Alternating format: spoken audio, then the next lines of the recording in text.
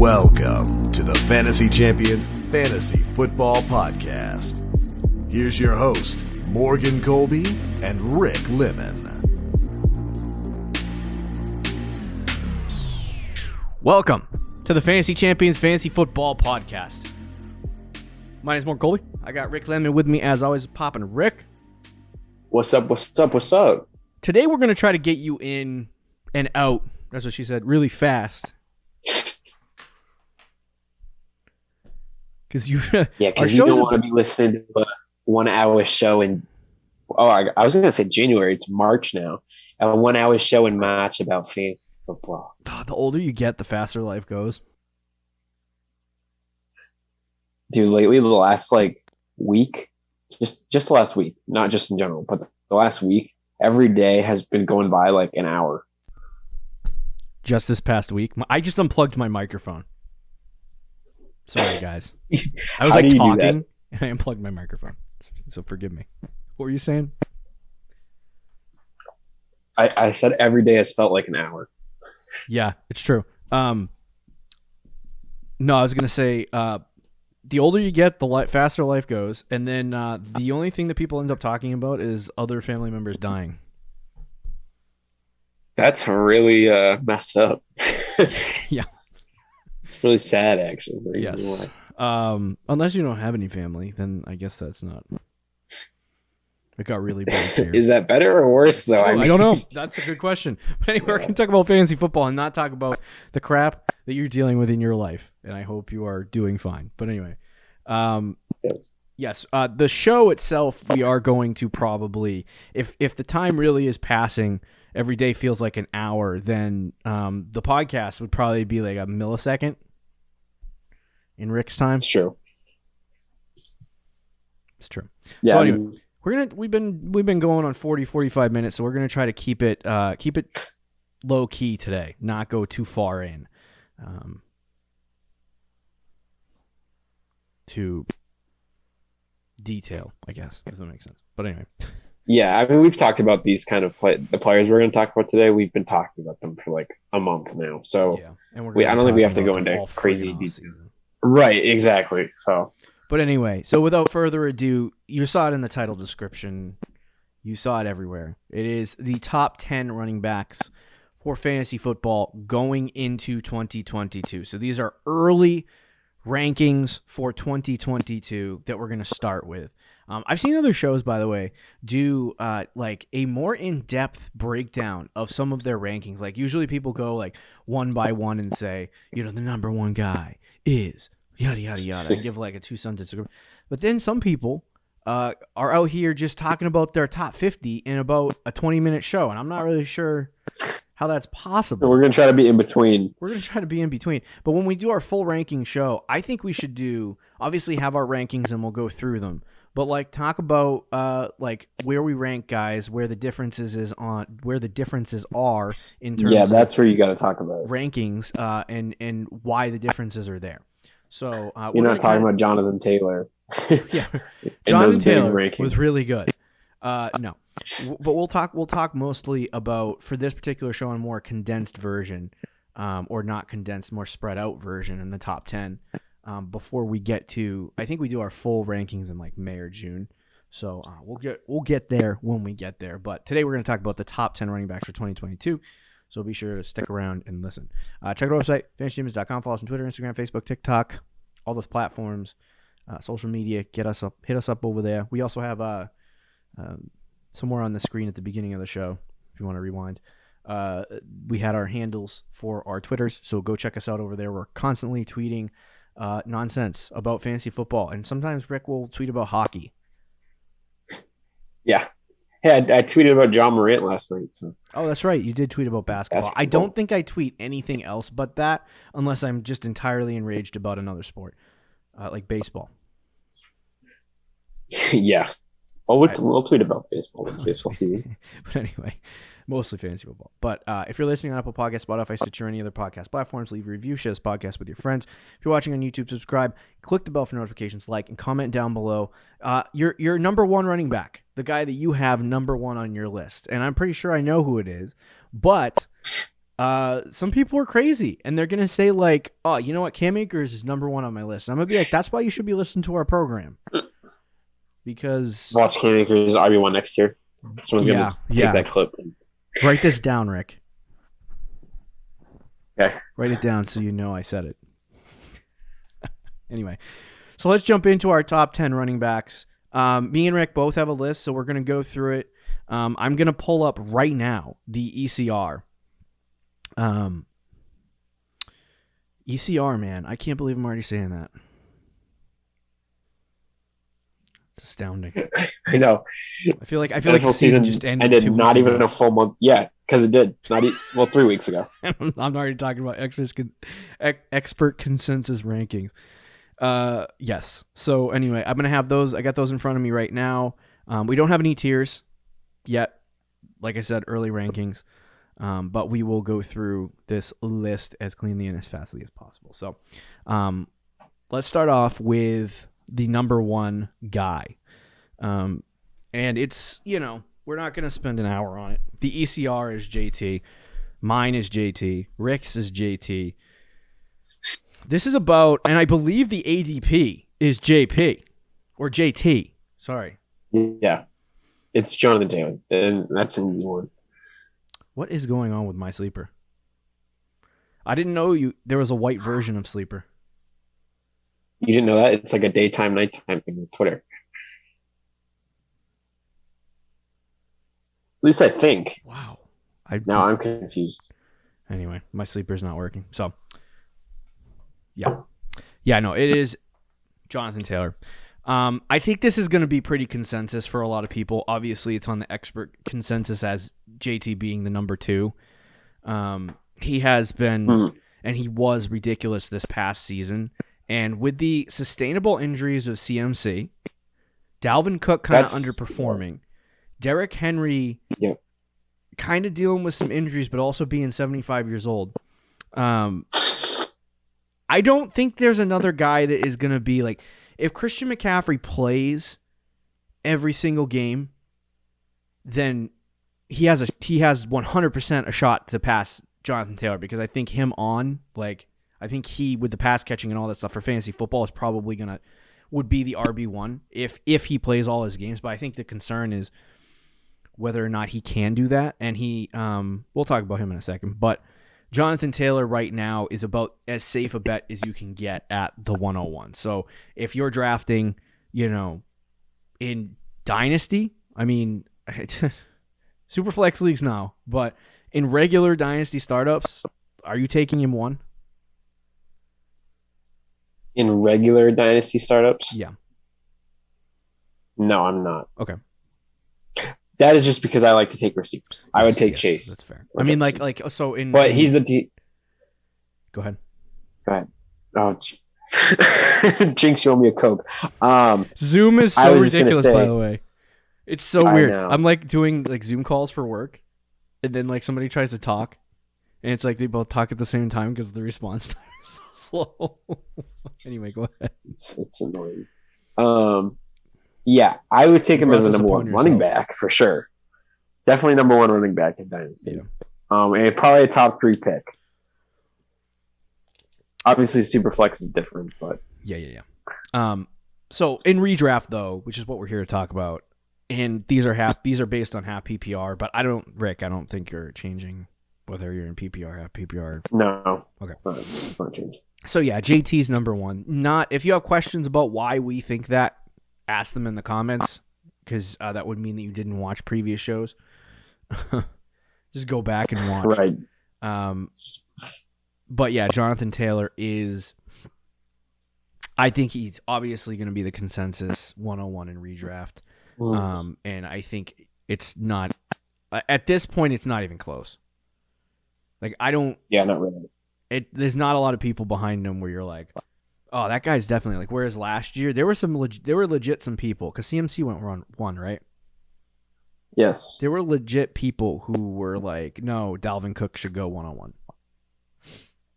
Or Derrick Henry. Or Travis Kelce. Yeah, but this year it's just...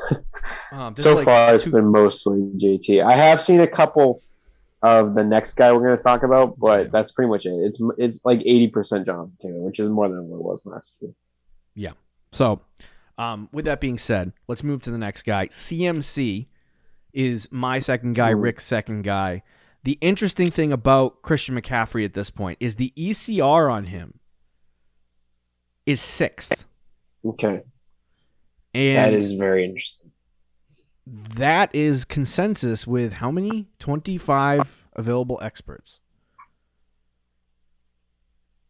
Is it 6th overall or is it 6th running? Oh, it's 6th overall. It's 5th running back. But still. Hold on. I was looking at standard. Forgive me. What a dummy. 5th overall. Is he really 6th? Yeah. In standard. That's still low. You can obviously see, regardless whether it's 5 or 6, CMC is low. Yep. Lower than he's ever been since he went off. I think it was his second year in the league. And I think so. This is the second season in a row where people have drafted Christian McCaffrey as the first overall 101, and he has gotten hurt in some capacity. This has nothing to do with Christian McCaffrey's ability to perform fantasy football-wise, because if you look at the points per game this year for Christian McCaffrey, he had 15 points per game, which is, I think, 7 or 8. But that also includes the games that he left the game early because of injury. So he was still performing as a top 5 running back when he was playing this year. And the same thing in 2020 as well. If you look at the averages in points per game for Christian McCaffrey, he had 27 points per game in 2020, which led the league. But he only played in 3 games. So I think Christian McCaffrey is still a very, very good running back. I think injuries are pushing him down the board. Yes. Clearly. But the question is, should he be that low? And are you nervous about the injuries enough to be like, okay, maybe I should move CMC down? Yeah, it's a definitely a topic about that. I think there's a lot of people who feel that way because he's ranked 5th. But I have seen people on Twitter. He's the only guy that I've seen so far make an early argument for the 101 instead of Jonathan Taylor. Saying people are saying like when he's at his ceiling, he's better, or there's no one better than McCaffrey. And I think there's an argument to be made there. When McCaffrey is playing, he's the best running back in fantasy football. Now, he's played in a total of 10 games in the last 2 seasons, so that's obviously a huge concern. I think that's why people have him 5th, and that's why you asked the question that you did. And it should definitely be a topic to be discussed where, you've only played 10 games in 2 years.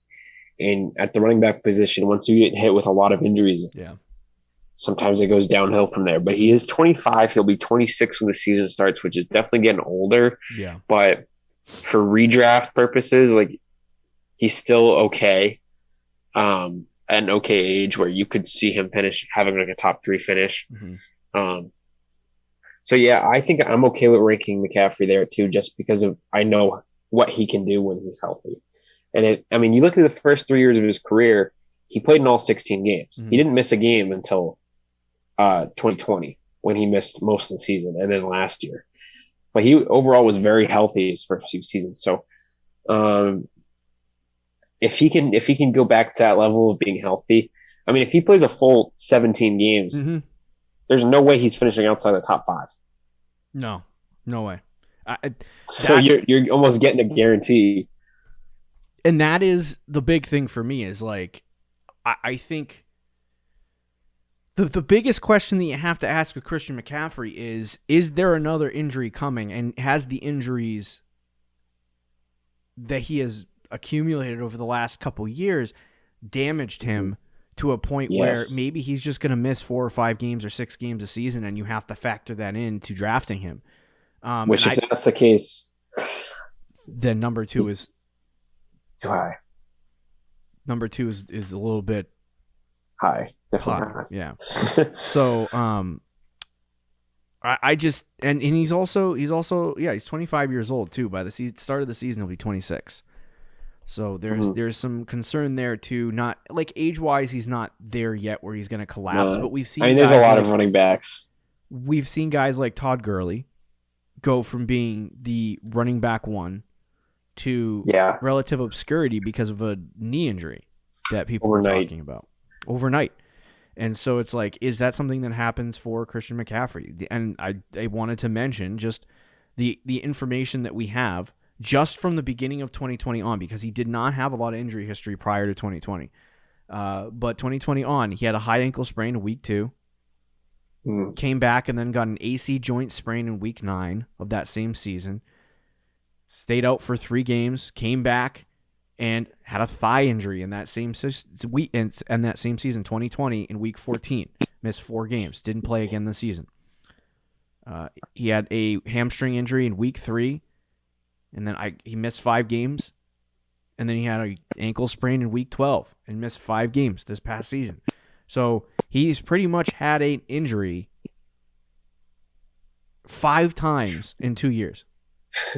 On the bright side, though, no major injury. Are any of those because it was 2 ankle sprains, a hamstring, and a thigh injury, and then an MCL sprain? Was that the last one? Yeah, a lot of them are. There's a little on Player Profiler. There's a severity meter, and the only one that was kind of high was the ankle sprain in week 12. But that's about it. So he's just been so injury prone the last couple of years. The good thing is, like Rick said, no ACLs, no MCLs, no no Achilles injuries, calf injuries, stuff like that. So he's not suffered a sustainable injury. The question is, is this McCaffrey at this point where he's just going to miss 5 or 6 games? And I don't know. He might not be 2, but based on the sheer fact, I'm willing to take the risk on Christian McCaffrey if he is healthy and stays healthy, and I'm willing to take the risk on the injury portion of it because you know what you're going to get. He's basically equivalent to or better in fantasy points per game wise than Jonathan Taylor, essentially. So it's like he's going to at least bring you to that equivalent level if he plays. And like Rick said, top 5 is an easy gimme. Yeah. So I think I agree with everything Rick said. Obviously, CMC2 it makes sense for me. He might move down slightly as the off season goes along, but he's still really good. So, the other thing I was going to ask too: are you worried about workload management for him now that he's had all these injuries? Do the Panthers start saying, "All right, this is our guy. Maybe we need to manage his workload a little bit and maybe not give him, 30 touches a game"? Yeah, I mean, I could see that in 2019, his year where he was just ridiculous. Yeah. He had 287 carries, and he also had 116 receptions. So I don't think he's, 400 touches? Yeah, something like that. I don't think he's getting that ever again. And they are going to manage that, but he'll still get enough where he's more than fantasy relevant, especially in the passing game. Because even if McCaffrey gets 30 less carries, he's still going to get 100 targets. Yeah, right. He's going to be heavily involved in their passing game. Okay, let's move to the next guy. Now that we spent 7 minutes on Christian McCaffrey, me and Rick's top 3 have been pretty much the same so far. Yes, but this is I think the last guy, Derrick Henry. That's the last. Did you say it's the last guy that matches? Yeah, I think so. Oh, my God. Derrick Henry is number 3 on mine, number 3 on Rick's, and the ECR has him right now as the number 2 guy. So, yeah, not too far off. If you want to rank Henry 2, all the power to you. I think Henry is 2 for a lot of people at this point because of a lack of a number 2 guy. Usually there's a bona fide, this guy's 100% going to be number 2. And I don't think there is that this year. Right. There is for me, but most people know. For you, for most people know. And so it's because there isn't that bona fide number 2 guy overall, there's a lot of room for discussion. And I think Derrick Henry, he came off some of his first injuries that we've kind of seen while he's been in his prime. He's 28 years old. And I'm a little bit more like Christian McCaffrey's 26. He's been dealing with injuries, but nothing major. Derrick Henry broke his foot and needed surgery. Yep. And had to miss 9 games. And that is the biggest, I think, that's the biggest injury that he has had in his NFL career. He's amazing. They give him a lot of work. But at this point, I'm more concerned about Derrick Henry's ability to produce at the level that he has without getting injury. When you give him, 303 attempts in 2019 and 378 attempts in 2020, and you're basically not putting, like, Christian McCaffrey, you kind of saw the same thing where he wasn't coming off the field. Yep. And Henry was in that same boat, except they legitimately maybe gave 1 carry and like 2 snaps a game to the backup. And it was like Henry was just out there 4 downs every single time. Like he was like, or all 3 downs. And when they were on their 4th down, they didn't put another guy in there. It was Derrick Henry. And so it was like he didn't miss much time. This year, it ended up coming back to bite him in the butt, and he ends up getting injured. I think with this workload, it's going to continue to hinder Derrick Henry's ability to stay healthy. And that's just like, to me, that's, I don't know if I'm crazy for saying that, but I think that having those 350 carries, if they do give it to him, is going to cause him, or the 25 carries a game that they give him is going to cause him to get injured. But you saw last year, Tennessee needs it. So we talk about workload management with a guy like CMC. Tennessee's a winning football team that makes the playoffs. And you could see the difference between the Titans with Derrick Henry on the field and the Titans without Derrick Henry on the field. So I don't think there's going to be workload management unless they have a 2-touchdown lead. Yeah. I think I'm very nervous about Derrick Henry personally. Yeah. The age and the workload, like you were saying, is a lot. Now, I know he averaged 23 points a game last year, which is ridiculous. And that's the reason why I think he's right now my RB3 is just because of how good he was last year before the injury. But again, coming off a broken foot, he came back for the playoffs, and everybody talks about how Cam Akers was so bad in the playoffs and all this stuff. Derrick Henry wasn't exactly great. He had 20 carries for 62 yards and a touchdown. That's 3 yards a carry. He didn't get a catch. He was kind of shut down by the Bengals in a way. I mean, I wouldn't say shut down, but he didn't play great. Yeah. Didn't look explosive. And I know Derrick Henry looks like that most of the time, and then he'll break off like a 7-yard run. Yeah. But I don't know, man. He's going to be 28. How many 28-year-old running backs are a top 3 running back in fantasy? Not many. He did break out late. So I'll give you that. And, there's a chance he could finish high this year. But then after that, I think this might be it. So, yeah. But I really would not be surprised at all if he doesn't finish in the top 3 this year. And gets re-injured because he's getting 300 carries as a 28-year-old. So, and this was part of my battle, too. Is like, do I even want to rank Derrick Henry 3? And I'm not going to change him for this show. I think I'm going to stick him there. But like for right now, he's there, but I have a feeling he's not going to be there for me. Yeah, me too. I feel like by the time we hit August, I could see him at 6 or 7. To me, now I will say, he was on pace for last year in carries. Yeah, he was on pace for 465 carries last year before he got hurt. And if he stays healthy, that is beyond insane. Yeah. So I do want to like pull up here. My metric fantasy points per touch. And he had fantasy points per opportunity 0.8, which if he got 400, we talked about Najee Harris, who ended up top 5 this year with his 300. But did he reach 400? 400 touches? Yeah, I don't know. I can't remember. No, I don't think he did. Just 400 opportunities with a 0.8 fantasy point per opportunity. He hits 320 fantasy points on the season. Jonathan Taylor had 342. The next closest guy was Austin Eckler at 282. So That is why Derrick Henry is as high as he is. It's the sheer volume and opportunity that he provides if he's healthy. You can't make every fantasy football decision based on injury. So, no, definitely not. I mean, we have McCaffrey too. It'd be counter.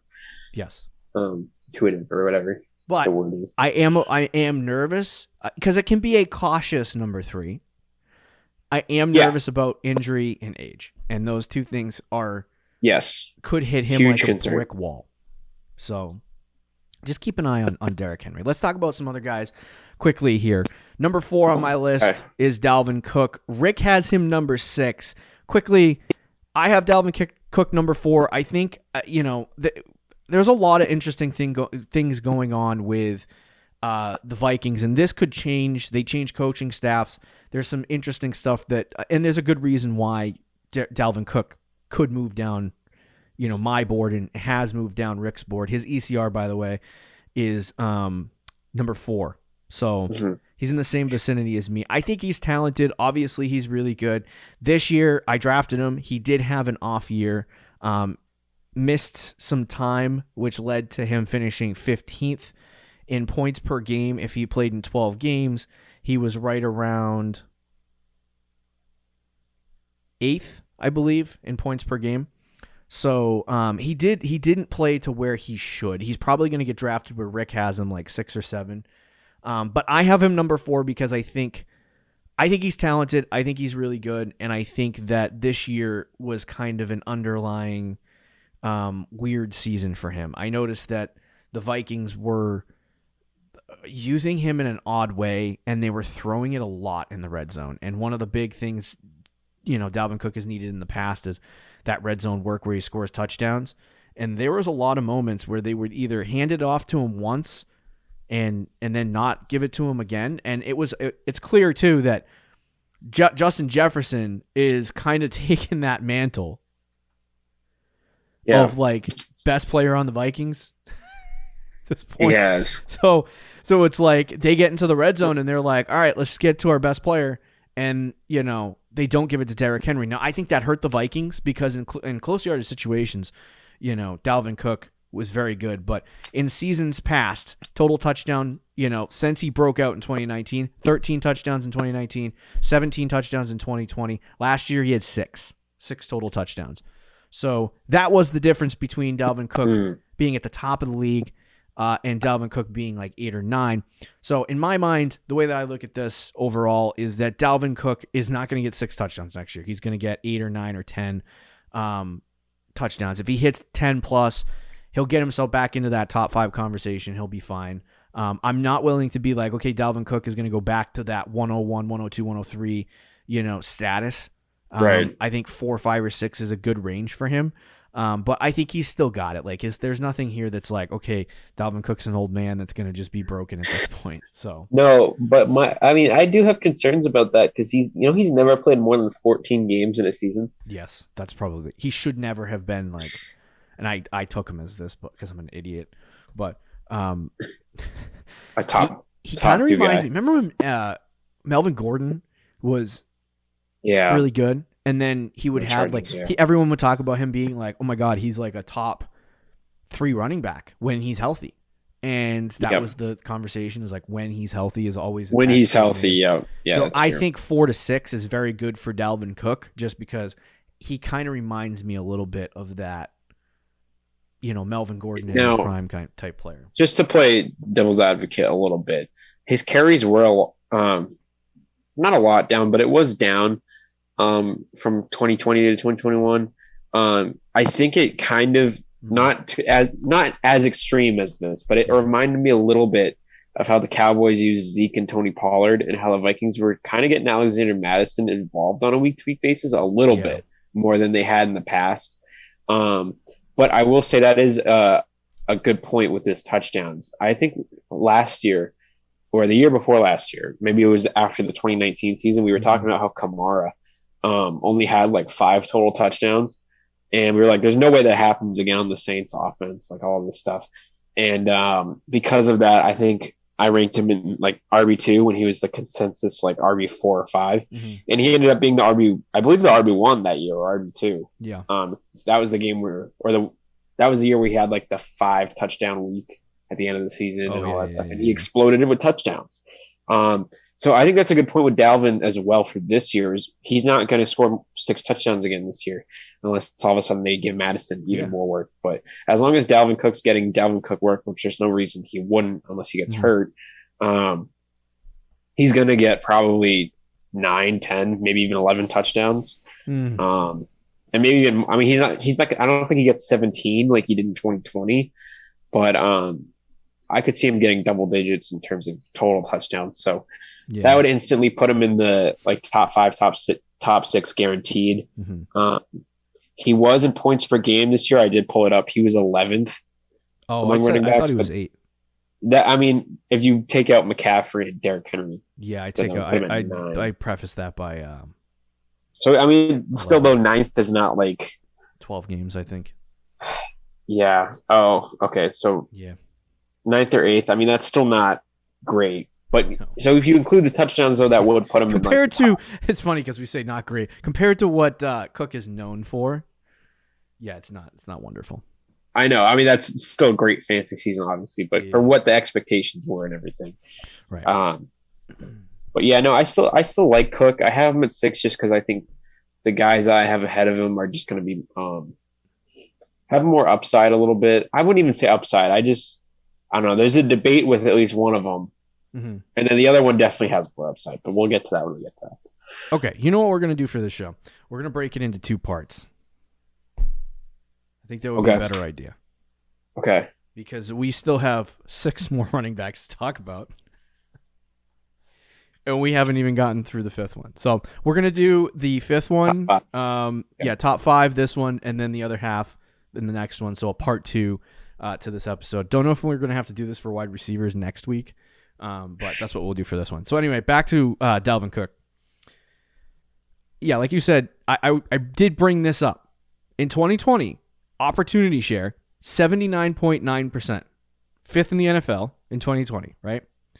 2021, 79.97 opportunity share. Exact same amount of opportunity this year as he had in years past. Obviously, with the injuries, it's not going to show up on the stat sheet, but he had the same amount of opportunities per game that he normally did. Yards per carry, 4.7, 2020, 5. 2019, 4.5. Receptions, I think, hold on, let me pull up the per game reception totals. Do they have that? Maybe it just felt like Madison got more work. I know. That's what I'm saying. 2.6 receptions per game in 2021. In 2020, he had 3.1, so about a 0.5, so a half reception difference per game. Usually, he gets around like 40 to 50. This year, he had 34 in 13 games. So, it did feel like Madison was getting a lot more work, but I think the difference could be the opportunity share was the same and the snap share was the same for Dalvin Cook. The difference was that when they took him off the field, they happened to use Madison a little more. So it was like normally when they pulled Cook off the field, it was a surefire thing to be like, okay, Cook's off the field. They're going to pass it. They're not going to do anything with the running back. And then Cook comes back on the field and they know what's going on. I think with Madison being there, maybe they involved Madison a little bit more in the passing game, the rushing game last year than they normally this year. Well, yeah. See, I say last year. Now I'm confused. I don't know what year it is anymore. But in 2021, they use them a little bit more. So for me, the efficiency is the same, right? The opportunity share is the same. The fantasy points per game totals are the same. The only difference, realistically, that he has had is those touchdowns. And so, staying healthy, if he scores 13 touchdowns next year, doubles that total, he'll be a top 5 running back. Yeah. So it's just a question of what, and like Rick said, the Alvin Kamara thing for you is a great point. Because if he does something like that where he doubles up the touchdowns or comes back and scores a lot more touchdowns than he normally did, there are going to be some teams who are like, Cook burned me, don't want to do that train again. Or they're going to say, oh, well, Cook's going off ADP at 6. I'll take him there, and you can get him at 5 or 6. And you're sitting there with possibly a running back that could go top 3. Like, that's perfect. So there's nothing really. The only red flag that I have for Dalvin Cook is the change in coaching staffs. Yeah, that's another question. But... And we will get to at the end of this month, the coaches show. We talk about all the coach hirings. So that coaches show. We'll figure out which is that. But based on the preliminary research I've done of the Vikings head coach, it seems like there's a good shot that Justin Jefferson's going to get a heck of a lot more work, which is fantastic. I don't know about Dalvin Cook though. So anyway, any more thoughts on Cook? No, we can move on. All right, so let's talk about our number 5 guy, which is pretty matchy. You didn't say we had any more matchy guys, but we do. We have the same number 5. Same number 5. So our 4 and 6. You had a number 4, by the way, and we'll talk about. I'm just kind of going on the order of my list at this point. Yeah, this is my 1, 2, 3, 5, 6. Rick had Austin Eckler 4, and I had, and we could have probably talked about Eckler in conjunction with Dalvin Cook. I have them swapped, so I have Austin Eckler 6, and he has Dalvin Cook. I have Dalvin Cook 4, and he has Eckler 4. Dalvin Cook 6. So, anyway, we probably should have gone off the ECR. Remember last year we did that? Yeah, that would have been smart. It would have been smart. Anyway, do you want me to talk about Eckler? Or are we going to save that for the next one? Yeah. Quickly, let's talk about Eckler. Okay. The only reason I have him for, look, he was the RB2 this year in half PPR by a significant margin. He was over almost 40 points ahead of Joe Mixon. He was actually close to Jonathan Taylor in terms of points per game too. He was only a single fantasy point behind him in points per game. He had a very underrated year. He was even better in PPR. He's a pass catching back playing with Herbert, and the offense is not going to change whatsoever. The only difference is going to be wide receiver, maybe, if they don't bring back Mike Williams, but they're going to get a replacement for him. So they might bring in a different wide receiver, but overall coaching staff's the same. He still got the same quarterback. That offense, changes. I think the Chargers offense, depending on what they do, it could be better.